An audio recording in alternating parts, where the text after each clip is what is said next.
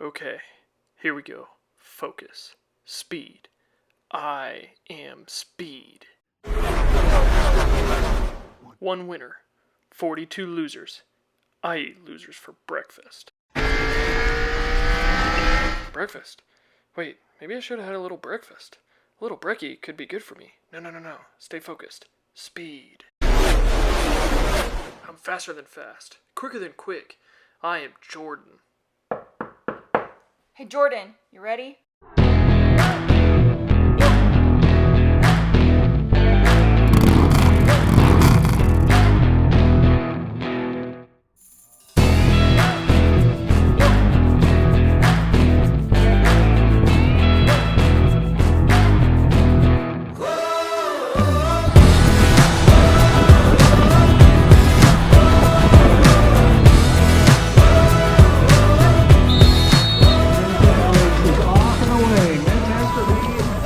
Welcome to the Joe Martin Stage Race Crit. This is the Sunday morning crit.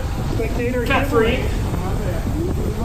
I didn't do the time trial the day before, just the crit.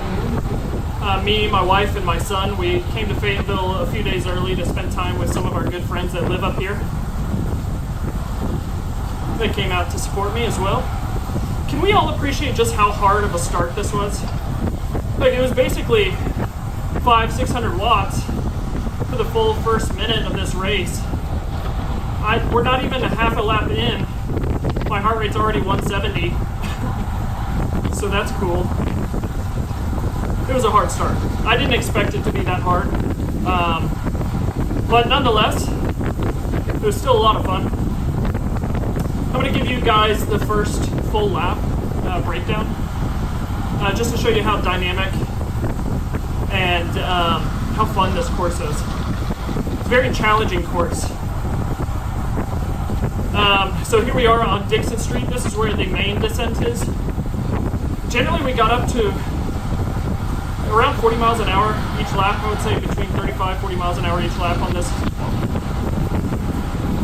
And then just at the bottom is a sharp left-hand corner.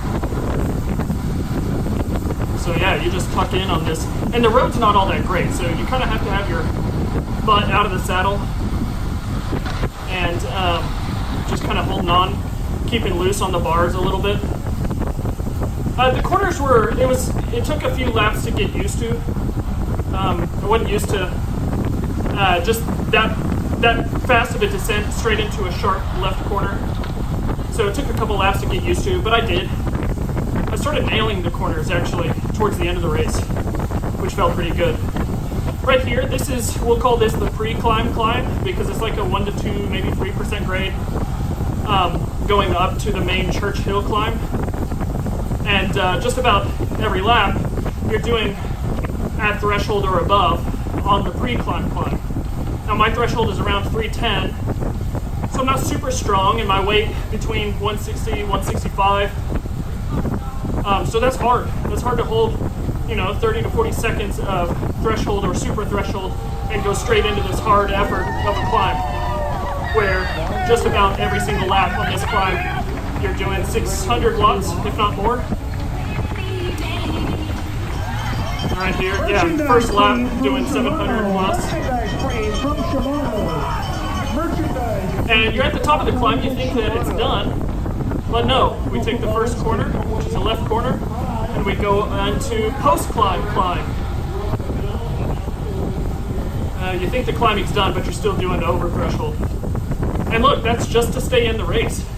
That's without surging or attacks, that's just the cost to play this race. So needless to say, it was hard. I think my average heart rate was 175 for the entire race. There's our first attack. And your boy's not going to chase that because we are like, 2 laps in, 1 lap in. And I think the pressure is starting to set into me a little bit of knowing how hard this race is going to be. Because look, we're in Northwest Arkansas. This is cycling mecca. Granted, it's gravel and mountain biking mecca, but there's some talent up here. That's for sure. All right, going into the climb. I call it a climb, but it's really more of a 30-second sprint every single lap. And this was a merchandise cream lap, which is literally only the second lap.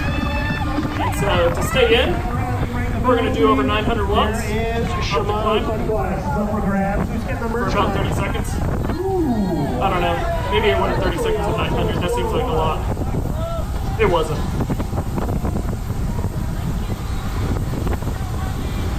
And we'll go into post-climb climb, doing 400 watts.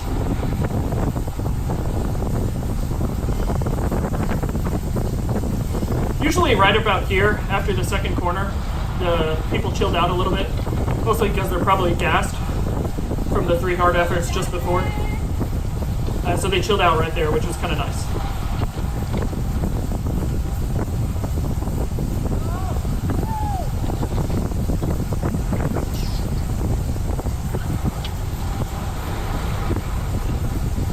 This dude on the right, he is gearing up.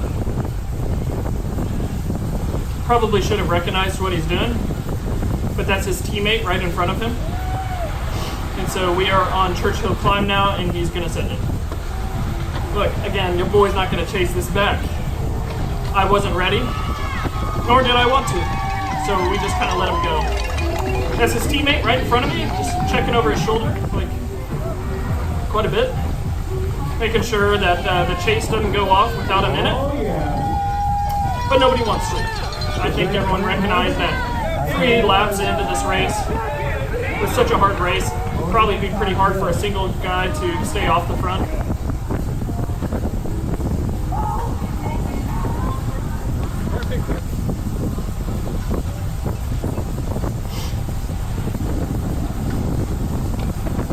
Right in front of me is Mateo.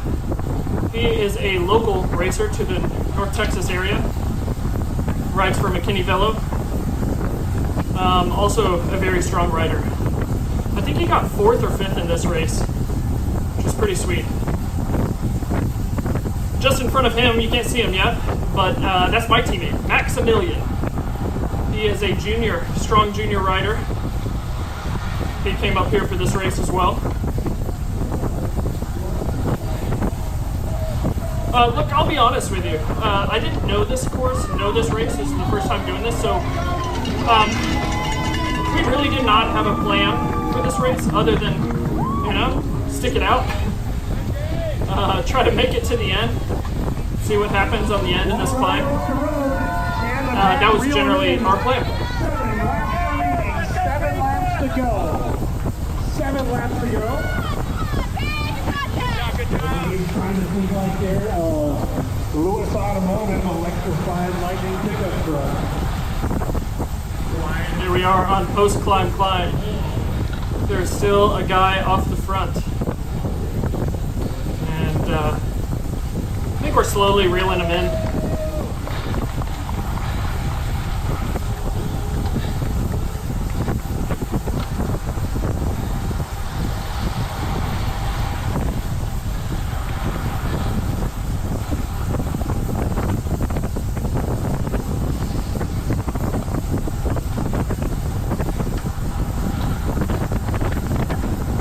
The first descent. I can't remember what street this was. This was the first descent down though.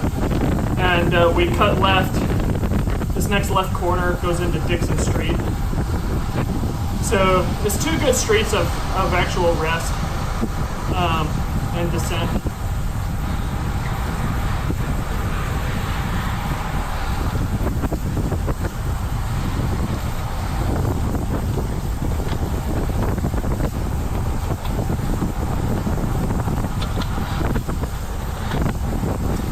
So I am going to follow his wheel.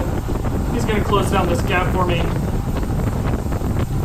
And look, he's closing down, he's got a big gap, closing it down during this descent. And at the bottom of this descent, we're going to hit our left corner. He is on his brakes right now, or he's about to be. I come by him, I have to go to the outside because he's clearly on his brakes. And so, kind of almost hit that curb.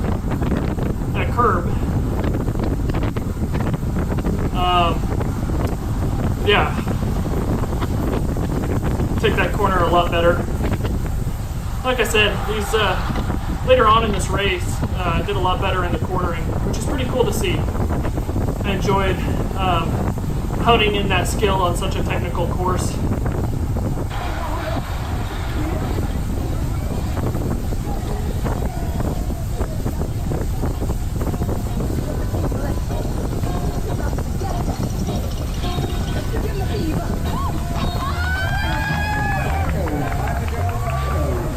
The guy right in front of me, kind of leading out up to the start-finish line, he got second place. Merchandise free to the leader of the And the guy who just took that preem, or no, just attacked right there, he got first actually. So we got first and second place right up there.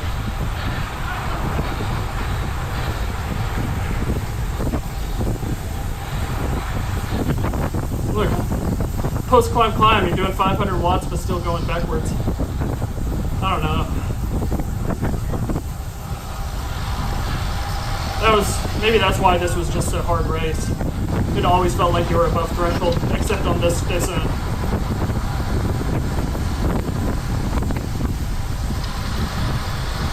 Coming through this corner, I think I take it pretty smoothly. Not too much surging out of it. And I still come out of it around 30 miles an hour. And then our next corner, take that pretty smooth.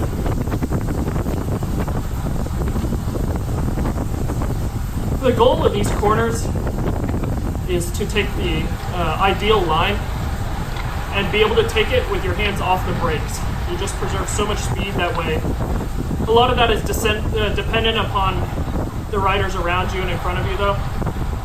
So if you're closer to the front and if the race was kind of strung out, you were able to take much better lines, safer cornering.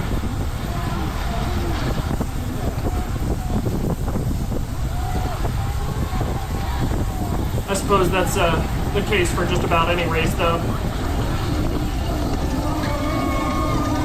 Alright, here we are. The hill.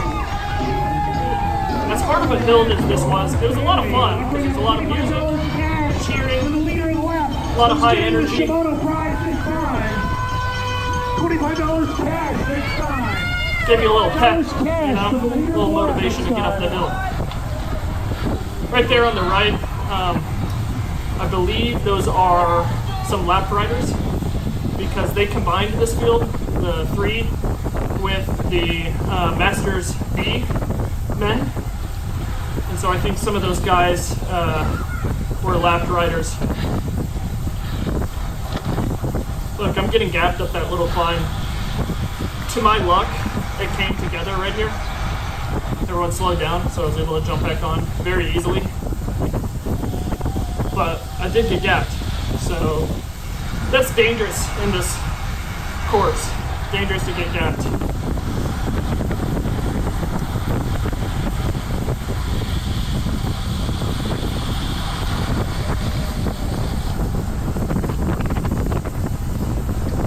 Look at that, no surging out of that corner. That is great. Same here. A perfectly cornered bicycle.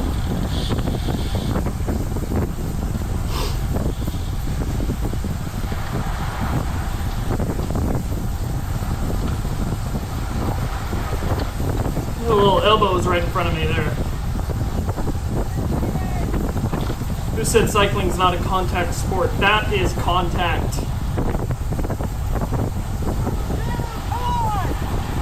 But that was well played and safe. That's part of it sometimes when you're trying to hold position or fight for a position. Kind of rub shoulders, rub elbows a little bit.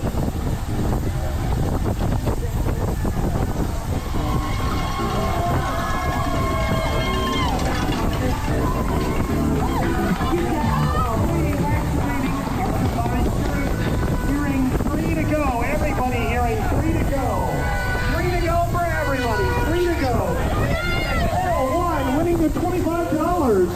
All right, here's 3 laps to go. We are coming down to the end of this race. And at this point, I am trying to consider how I'm going to win this race. Or how I'm going to get on the podium in this race. And we are about 2.5 laps to go right here. And so I'm feeling pretty good. I'm in good position. I'm feeling pretty good. One thing I decisively choose to do here is to move up a little bit, because coming around 2 laps to go, I want to be closer to the front, especially coming up that hill. Because I don't think I'm the best climber, I want to be a little closer to the front this late in the race. So I move up, and I'm going to sit 4th wheel around this corner.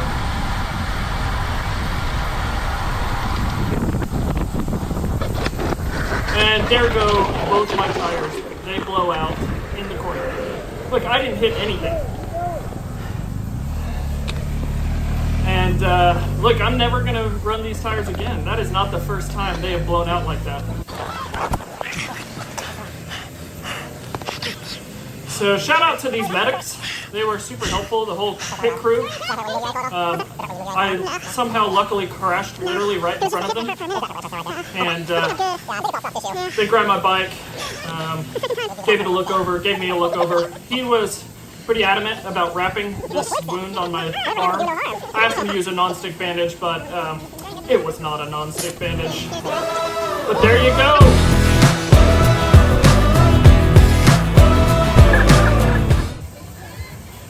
Marginal gain. So I did win something that day. The tricycle race. Maybe I should get into that. We got 3 more down here?